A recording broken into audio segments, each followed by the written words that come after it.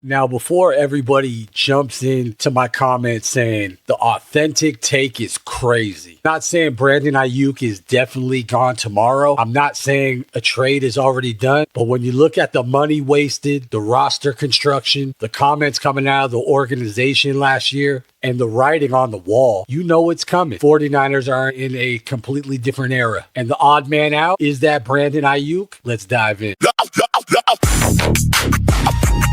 Authentic take, the real, no fake. Authentic take, yeah, the real, no fake.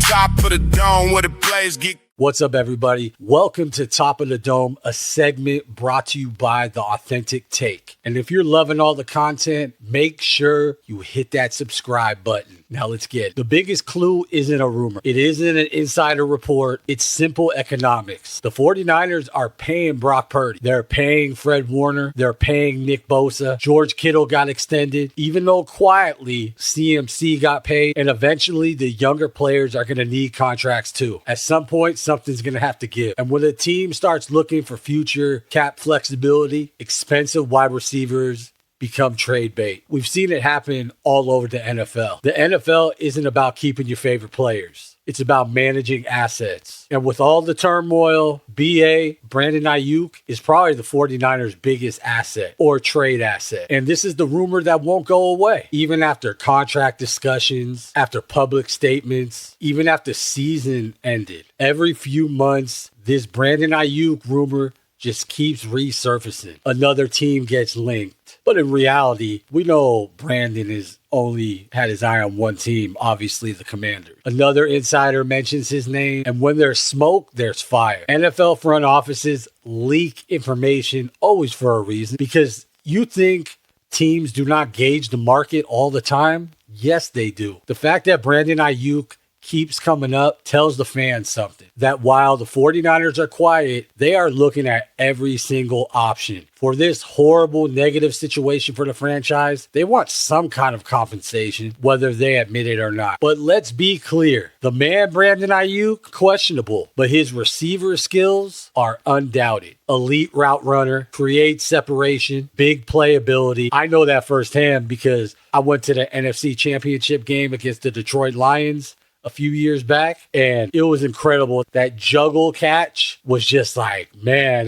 that's one play I'll never forget. He's one player that you don't want to lose. But time and time again, the 49ers showed that they believe in their system. We hope Ricky Pearsall is developing. We got a young receiver core and an old receiver core, but we are definitely stacked more than in years before. And for that fact, the 49ers are just ready to get this situation over with. Honestly, I think Brandon Aiyuk played his hand pretty good, at least in the last maybe 2-3 weeks, because he's bringing negative publicity to the team. And it's like, what is the team getting in return? So it's, let's cut this guy out. It's the harsh reality of the NFL because it's about value. If you're a 49ers fan, just don't panic. I'm really talking to myself right now.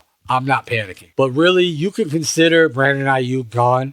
It's just a matter of when. And I think there will be a void. This is like the same type of situation Golden State had with Jonathan Kuminga. The financial pressure is there, so I'm sure this will wrap up. The 49ers are chasing a Super Bowl. Whether anybody believes that or not, that's what they're doing right now. And sometimes that means making decisions that you don't really want to make. But my opinion, to wrap this up on the Top of the Dome, is that I just feel that this has been a negative situation. I kind of look at things like he was directly kind of like militant straight after the Super Bowl loss. And I think that was like basically the start of the end of that. And it's just weird to me because there was a big holdout, a big ruckus. He was basically almost traded to the Pittsburgh Steelers for George Pickens, which if you look at it, Pickens is actually doing pretty good over there in Dallas right now. So maybe we fumbled that. But we end up signing him to a 4-year, $120 million deal, which made him happy. And Kyle begged John Lynch not to trade Aiyuk, and that kind of backfired. But really, after that, you think things would get better, but it just went downhill. And then we fast forward to him doing weirdo dances and see you in the end zone near you or whatever. And he's doing all these like wannabe tough guy videos talking crap about the 49ers and everything, which are just completely belligerent. Like, he's making no sense at all. He's making it sense in his own mind, but I don't know. It's just finally time. I agree with the 49ers trying to drag this out because it's like you don't want to do him any favors. So I think hopefully this week, maybe next week, this situation is finally over for the 49ers and we can move on and chase that Super Bowl, the quest for 6. But that's my opinion. Tell me what you think. Did the 49ers fumble this situation, or are they doing exactly what they needed to do? Let me know in the comments. Make sure you drop a like. Make sure you subscribe to The Authentic Take. And until next time, time is running out. It's not running in.